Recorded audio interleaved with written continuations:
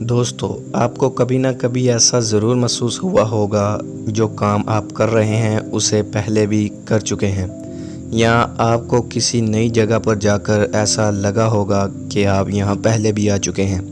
ایک اندازے کے مطابق 90% لوگ اس چیز کا شکار ہوتے ہیں۔ در حقیقت اس کیفیت کو دیجا وو کہتے ہیں۔ فرانسیسی زبان میں اس لفظ کا معنی ہے پہلے سے دیکھا ہوا، اور انگریزی میں آلریڈی سین۔ اکثر جو لوگ دیجا وو کا شکار ہوتے ہیں وہ یہ سمجھتے ہیں کہ شاید دنیا میں وہ اکیلے ایسے ہیں جو یہ محسوس کر رہے ہیں، لیکن تقریباً ہر انسان دیجا وو کے تجربے سے گزرتا ہے۔ لیکن علم کی پوری تاریخ میں آج تک اس مظہر کو سمجھنے کے لیے جس قدر بھی مقروضے قائم کیے گئے ہیں، ان میں سے کسی ایک پر بھی سچے دل سے ایمان لانے کو جی نہیں چاہتا۔ دوستو، یہ بلا شبہ ایسی یادداشت کی جھلک کا شبہ ہوتا ہے جو ٹھیک سے غور کرنے کا پورا موقع کبھی نہیں دیتی۔ یہ تجربہ انسان پر خود بخود طاری ہو جاتا ہے، یعنی کوئی بھی انسان دیجا وو کو اپنی مرضی سے نہیں دہرا سکتا۔ کوئی نہیں جانتا کس وقت، کس لمحے، کس دن، کس مقام اور کس بات کے لیے آپ کو دیجا وو کا تجربہ ہو سکتا ہے۔ عام لفظوں میں کہا جائے تو دیجا وو اس کائنات کا نہایت عجیب و غریب مظہر اور سربستہ راز ہے۔ خواتین و حضرات، اس تجربے کے دوران سب کو ایک جیسا لگتا ہے۔ یوں لگتا ہے کہ حال میں پیش آنے والا واقعہ ماضی میں بھی پیش آ چکا ہے، اور دیجا وو بڑوں کی نسبت بچوں کو زیادہ ہوتا ہے، جو ہمیشہ نہایت مختصر وقت کے لیے پیش آتا ہے، یعنی ایک سیکنڈ سے بھی بہت زیادہ مختصر وقت کے لیے۔ کبھی انسان کو یاد نہیں آتا کہ جو واقعہ پیش آ رہا ہے یہ ماضی میں کب پیش آیا تھا۔ اس تجربے کے دوران اور اس کے کچھ دیر بعد تک ہر انسان کو نہایت عجیب و غریب سی ایک کیفیت محسوس ہوتی رہتی ہے۔ اس کے علاوہ دیجا وو کے زیادہ تجربات بعد میں اکثر بھول جاتے ہیں اور دوبارہ ذہن پر زور دینے سے یاد نہیں آتے کہ پیش آنے والا واقعہ کون سا تھا اور کس نوعیت کا تھا۔ دوستو، عام حالات میں ہر انسان دیجا وو کے بارے میں ذاتی تجربے کی بنا پر جانتا ہے اور اس پر گفتگو کر سکتا ہے، لیکن اس کے علم میں کچھ خاص حصہ نہیں ڈال پاتا۔ دیجا وو کے بارے میں قدیم زمانے کے غاروں میں رہنے والا انسان جتنا جانتا ہوگا، ہم 21ویں صدی کے انسان بھی بس اتنا ہی جانتے ہیں۔ اس کے متعلق بے شمار توجیہات ہیں جو مختلف مذاہب، فلاسفرز اور ماہر نفسیات نے پیش کی ہیں، لیکن ان میں سے کوئی ایک بھی اصولی طور پر قابل قبول نہیں ہے۔ جب تک دیجا وو کی گتھی سلجھ نہیں جاتی، یہ تمام قیاس آرائیاں محض قیاس آرائیاں اور مفروضے ہی رہیں گے۔ ان میں سب سے قدیم مفروضے ہندو مت کا ہے۔ ہندو مت کے مطابق یہ ہماری پچھلی زندگی کی کچھ یادداشت ہوتی ہے۔ ہندو مت میں کئی جنم مانے جاتے ہیں، اور انڈین فلسفی کے مطالعے سے پتہ چلتا ہے کہ ہندو مت میں کئی جنم اور آواگون کا نظریہ دراصل صرف اور صرف دیجا وو کی بنیاد پر کھڑا ہے۔ یہی ایک لاجک ہے جو ہمیشہ سے جنم کے چکر کے نظریے کو کھڑا رہنے میں مدد دیتی آئی ہے۔ ہندو مت کے مطابق انسان کئی زندگیاں گزار چکا ہے، کبھی جانور بن کر دنیا میں آتا رہا اور کبھی انسان بن کر۔ ہندو مت کی طرف سے دیجا وو کی یہ تعویل دی جاتی ہے کہ جب ہم دوبارہ جنم لیتے ہیں تو ہماری کوئی سابقہ یادداشت نہیں ہوتی، لیکن زندگی میں کبھی کبھار ہمارے ساتھ ایسے واقعات پیش آتے رہتے ہیں جن سے ہمیں لگتا ہے کہ ہم ماضی میں بھی اس دنیا میں رہ چکے ہیں، جبکہ یہ عقیدہ بالکل غلط ہے۔ اس کے متعلق دوسرا نظریہ یہ ہے کہ جب ہم سو رہے ہوتے ہیں تو ہماری روح ہمارے جسم سے نکل کر کچھ کام کرتی ہے، اور وہ کام ہمارے نیم سوئے ہوئے دماغ میں محفوظ ہو جاتا ہے۔ پھر جب ہم حقیقت میں وہ کام کرنے لگتے ہیں تو ہمیں لگتا ہے کہ یہ کام ہم پہلے بھی کر چکے ہیں۔ اس پر تیسرا نظریہ یہ ہے کہ ہمارا دماغ ہر وقت کچھ نہ کچھ سوچتا رہتا ہے۔ اس کے اندر کوئی نہ کوئی بات گردش کرتی رہتی ہے، اور ہم خیالوں میں بہت ساری تصویروں کو بناتے ہیں۔ ان میں سے کچھ تصویریں حقیقت سے مشابہ ہوتی ہیں، اور ہمیں لگتا ہے کہ یہ ہم پہلے بھی دیکھ چکے ہیں۔ چوتھا نظریہ یہ ہے کہ جب ہم پیدا ہوتے ہیں تو ہم اپنی ماں باپ پر جاتے ہیں۔ ہماری کچھ عادات، جسم کے کچھ حصے، ہمارا چہرہ کسی نہ کسی حد تک ماں باپ پر جاتا ہے۔ اسی طرح ہمارے اندر ماں باپ کی کچھ یادیں بھی آ جاتی ہیں۔ تو جب ہمارے ساتھ حقیقت میں کچھ ایسا ہوتا ہے جو ہمارے ماں باپ کے ساتھ ہو چکا ہو تو ہمیں وہ اس طرح لگتا ہے کہ یہ ہم پہلے بھی کر چکے ہیں۔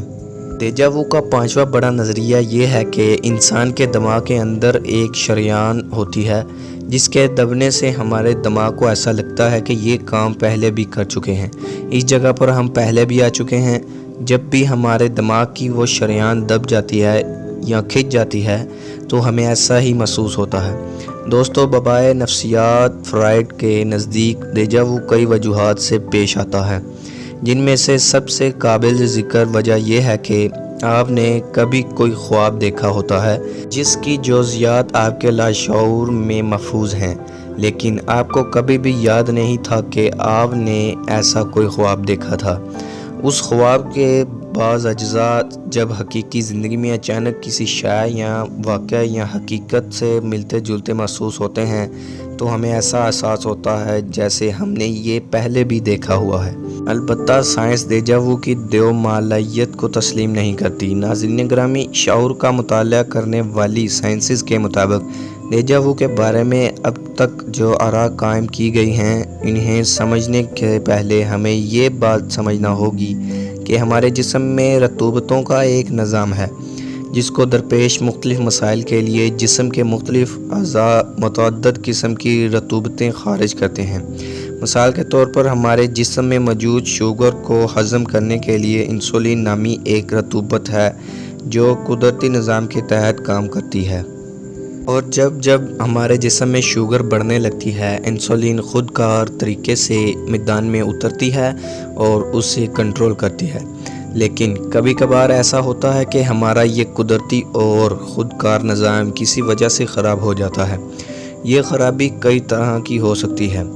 ایک یہ بھی ہو سکتی ہے کہ ہمارے جسم کو ضرورت نہ بھی ہو تب بھی کوئی ایسی رطوبت حادثاتی طور پر پیدا ہونے اور ہمارے خون میں شامل ہونے لگ جائے۔ عام زندگی میں عموماً ایسا ہوتا رہتا ہے۔ دماغ بھی جسم کا ایک حصہ ہے۔ جب ہم کسی پرانے شناساس سے ملتے ہیں تو تھوڑی دیر کے لیے چونکتے ہیں، اسے پہچاننے کی 1-2 لمحے کوشش کرتے ہیں اور پھر اچانک ہی ہمیں یاد آ جاتا ہے کہ وہ کون ہے۔ اس طرح اچانک یاد آ جانے کا عمل دماغ کی ایک عادت ہے۔ اس کے علاوہ بھی بہت سی تھیوریز ہیں۔ ہر کسی نے اپنے طور پر دیجا وو کے بارے میں اپنی رائے دی ہے اور جیسا انہیں لگا انہوں نے کہہ ڈالا، لیکن ان میں سے ہر ایک تھیوری پوری طرح سے مشکوک ہے۔